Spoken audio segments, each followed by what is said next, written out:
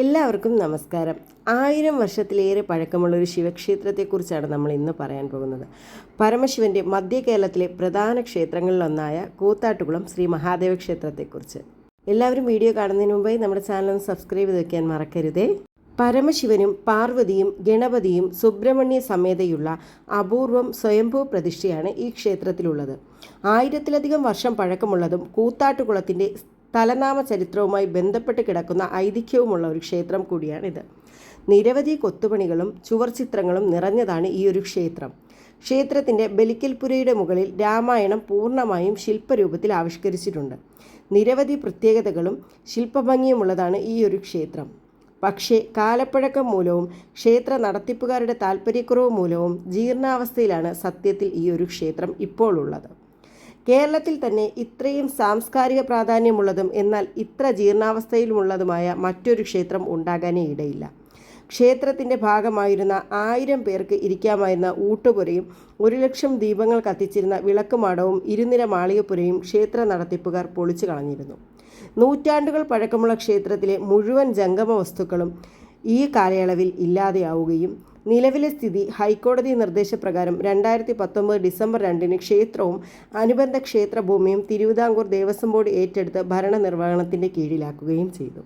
1980കളിൽ BBC ഈ ക്ഷേത്രത്തിൻ്റെ ശില്പ ചുവർചിത്രകലാ പ്രത്യേകതകളെക്കുറിച്ച് documentary ചിത്രീകരിച്ചിട്ടുണ്ട്. 2006 കേന്ദ്ര സാംസ്കാരിക മന്ത്രിയായിരുന്ന കുമാരി ശൈലജ ഈ ക്ഷേത്രം സന്ദർശിച്ചിരുന്നു. 2016 കേന്ദ്ര സാംസ്കാരിക വകുപ്പ് ഈ ക്ഷേത്രത്തിലെ ശില്പചിത്ര സംരക്ഷണത്തിനും പുതുക്കി പണിയുന്നതിനുമായി പണം അനുവദിച്ചെങ്കിലും ക്ഷേത്ര നടത്തിപ്പുകാരായ അത്തിമൺ ഇല്ലത്തിൻ്റെ എതിർപ്പ് മൂലം മുടങ്ങിപ്പോവുകയായിരുന്നു. ഇതിനെ തുടർന്ന് ക്ഷേത്രം തിരുവിതാംകൂർ ദേവസ്വം ബോർഡ് സംരക്ഷിക്കപ്പെടണമെന്നാവശ്യപ്പെട്ട് നാട്ടുകാരായ ഭക്തജനങ്ങളുടെ സംഘടനയായ ശിവസം ട്രസ്റ്റ് ഹൈക്കോടതിയെ സമീപിക്കുകയും ഇതിനെ ക്ഷേത്ര കൈവശക്കാരായ അത്തിമൺ ഇല്ലം എതിർക്കുകയും ചെയ്തു. എന്നാൽ ഇല്ലത്തിൻ്റെ തടസ്സവാദങ്ങൾ ഹൈക്കോടതിയും ദേവസ്വം ഓംബഡ്സ് ബോർഡും അംഗീകരിച്ചില്ല. ദേവസ്വം ബോർഡിനോട് ഈ ക്ഷേത്രവും ക്ഷേത്ര സ്വത്തുക്കളും ഏറ്റെടുത്ത് സംരക്ഷിക്കാനും ക്ഷേത്രത്തിൽ ആചാരപ്രകാരമുള്ള പൂജാകർമ്മങ്ങൾ മുടക്കമില്ലാതെ നടത്താനും ഹൈക്കോടതി നിർദ്ദേശിക്കുകയായിരുന്നു. ഇതിനെ തുടർന്ന് 2018 ഏപ്രിലിൽ ക്ഷേത്രവും അനുബന്ധ ദേവസ്വവും സ്വത്തുക്കളും ഏറ്റെടുത്തുകൊണ്ടുള്ള പ്രാഥമിക വിജ്ഞാപനം തിരുവിതാംകൂർ ദേവസ്വം ബോർഡ് പുറത്തിറക്കി.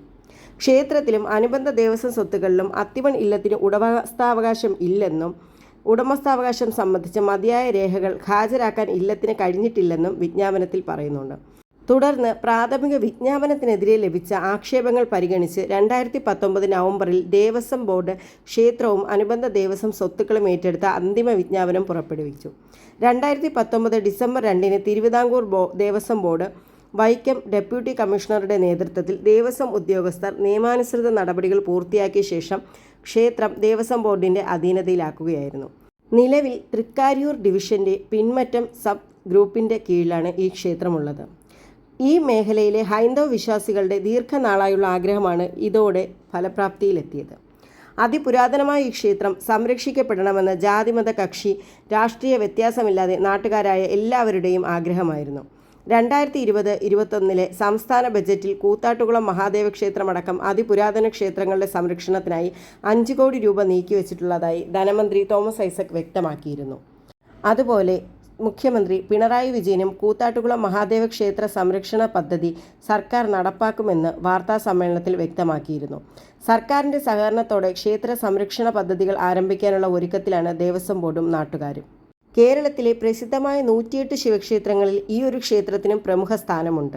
പൗരാണികതയുടെ മാഹാത്മ്യവും ഗൃഹാതുരത്വവും നൂറ്റാണ്ടുകൾക്ക് മുമ്പത്തേതുപോലെ തന്നെ കാണാൻ കഴിയുന്ന വളരെ ചുരുക്കം ചില ക്ഷേത്രങ്ങളിലൊന്നാണ് കൂത്താട്ടുകുളം മഹാദേവ ക്ഷേത്രം.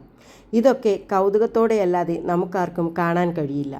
അതുപോലെ പൗരാണിക ഇടമാണ് കൂത്താട്ടുകുളം ശ്രീ മഹാദേവ ക്ഷേത്രം. ക്ഷേത്രം എന്നതിനപ്പുറം കേരളീയ ശില്പകലാ ശൈലിയുടെ ഏറ്റവും മനോഹരമായ നിർമ്മിതികളിൽ ഒന്നാണിത്. മറ്റു ക്ഷേത്രങ്ങളിലേതുപോലെ തന്നെ എല്ലാ പ്രൗഢികളോടും കൂടി നിലനിൽക്കേണ്ട ഒരു ക്ഷേത്രമാണ് കൂത്താട്ടുകുളം മഹാദേവ ക്ഷേത്രം. പുരാതന കേരളത്തിലെ മികച്ച ശില്പികളുടെ കരവിരുതുകളും കഠിനാധ്വാനങ്ങളുമാണ് ഈ ക്ഷേത്രത്തിൻ്റെ ഇത്രയും ഭംഗി കൂട്ടാൻ കാരണം. ഇത്രയധികം ചൈതന്യത്തോടു കൂടിയ ഈ ഒരു ക്ഷേത്രം പുനർനിർമ്മിച്ച് അതിമനോഹരമായ ഒരു പുരാതന ക്ഷേത്രമായി നമുക്കൊക്കെ കാണാൻ കഴിയട്ടെ എന്ന പ്രാർത്ഥനയോടെ ഇന്നത്തെ വീഡിയോ ഇവിടെ നിർത്തുന്നു. എല്ലാവർക്കും നല്ലൊരു ദിവസം ആശംസിക്കുന്നു. നന്ദി, നമസ്കാരം.